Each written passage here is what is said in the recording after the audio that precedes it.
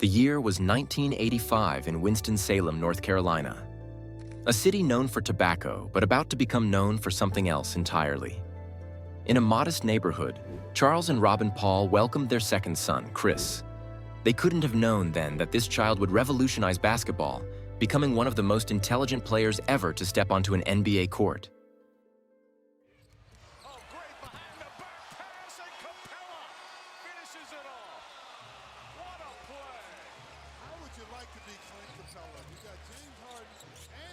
The numbers tell part of the story. 12-time NBA All-Star, led the league in assists 5 times, steals leader for 6 seasons straight, the mastermind behind Lob City, the floor general who transformed struggling franchises into championship contenders. The player coaches called the Point God for his supernatural ability to control every aspect of the game. At just 6 feet tall, he would outsmart players who towered over him, seeing plays before they happened, turning basketball into a chess match where he was always 3 moves ahead.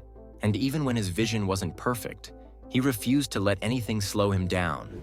Later in his career, he underwent LASIK surgery to correct his eyesight, sharpening an already elite ability to read the game.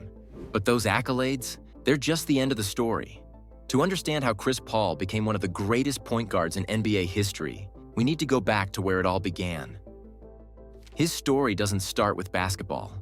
It starts at a gas station on the corner of Dixie Classic Fair Drive, a place where a young Chris Paul learned his first and most important lessons about life, hard work, and leadership. This wasn't just any gas station. It was owned by his grandfather, Nathaniel Jones, known to everyone simply as Papa. In Winston-Salem's segregated history, Papa had done something truly remarkable, establishing the first Black-owned service station in North Carolina. In a time when Black business owners faced countless obstacles, Papa's station stood as a beacon of possibility, a testament to what determination could achieve. Every morning before dawn, Papa would arrive at the station, turning on the lights that served as a signal of hope for the community. His station wasn't just a business, it was a gathering place, a safe haven where people could count on fair treatment and honest work. For young Chris and his brother CJ, watching Papa interact with customers, from struggling single mothers to wealthy businessmen, taught them something profound about respect. Treat everyone the same, regardless of their circumstances. The Paul brothers didn't just observe. They worked. Each day after school, while their friends headed to the arcade or basketball courts, Chris and CJ were at the station. Papa had a special way of turning every task into a lesson. Check the oil twice, he'd say, because someone's safety depends on your attention to detail. These weren't just instructions about car maintenance. They were lessons about responsibility, about how every action affects someone else's life. The brothers worked as a team under Papa's watchful eye, but their competitive spirit never rested. They turned everyday tasks into contests. Who could change tires faster? Who could serve more customers? Who could remember regular customers' names better? This same spirit carried over to their backyard basketball court, where the real battles took place. CJ, standing nearly half a foot taller than Chris, would use his size advantage mercilessly. But for Chris, these weren't just games. They were laboratories for innovation. Unable to overpower his brother, he learned to outsmart him, developing the crafty moves and quick thinking that would later become his NBA trademark. Charles and Robin Paul, their parents, noticed how Papa's influence was shaping their sons. Charles, who had also learned the value of hard work from his father, saw how the gas station was teaching his boys lessons that no classroom could. The station became more than a workplace. It was a classroom for life, where Papa's quiet wisdom laid the foundation for Chris's future leadership. When Chris entered Wake Forest University in 2003, he was a talented but raw player. The defining moment came when Coach Skip Prosser looked him in the eye and said words that would change his approach forever. "You don't play defense." Most players might have taken offense. Chris took it as a challenge. He spent countless hours studying defensive techniques, learning to read opponents' body language, anticipating plays before they happened. The results were immediate and impressive. As a freshman, he earned ACC Rookie of the Year, averaging 14.8 points and 5.9 assists per game.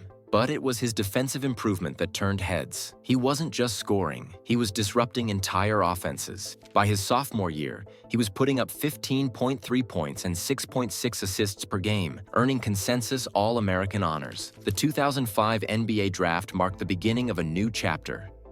With the 4th pick in the 2004 NBA Draft, the New Orleans Hornets select Chris Paul from Wake Forest University. Selected 4th overall by the New Orleans Hornets, Chris faced immediate adversity. Hurricane Katrina forced the team to relocate to Oklahoma City, a rookie point guard dealing with displaced veterans in a temporary city. It was a leadership test few could have handled, but Chris didn't just handle it, he thrived. From day one, he commanded respect in ways that defied his rookie status. Veteran teammate P.J. Brown observed something special.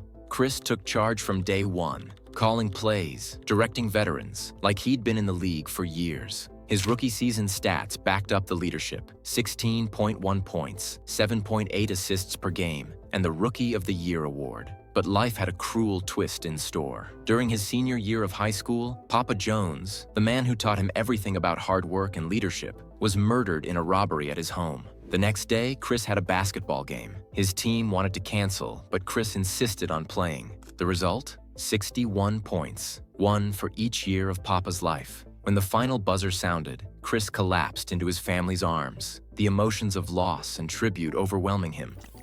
This tragedy could have broken many young athletes. For Chris, it became fuel. Every time he stepped on the court, he carried Papa's lessons with him. Work harder than everyone else. Lead by example. Create opportunities for others. These principles became the foundation of his NBA career. As his career progressed, a nickname emerged: the Point God. It wasn't just about his statistics, though those were impressive enough. It was about how he saw the game. Former coach Doc Rivers explained it best. He sees rotations 2 passes before they happen. It's like he's playing chess while others play checkers. His training regimen became legendary. While other players focused on flashy dunks, Chris obsessed over the details. He'd practice floaters from every conceivable angle until defenders had no counter. His ball-handling drills with weighted basketballs were so intense that regular gameplay felt easy in comparison. The core strength training he developed helped him absorb contact from players a foot taller and 50 pounds heavier.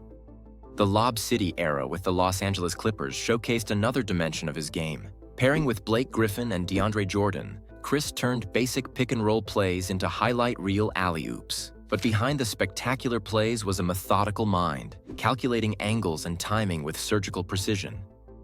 His leadership extended beyond the court. As president of the NBA Players Association from 2013 to 2021, Chris negotiated landmark agreements that changed players' lives. During the COVID-19 pandemic, he helped devise the bubble strategy that saved the 2020 season.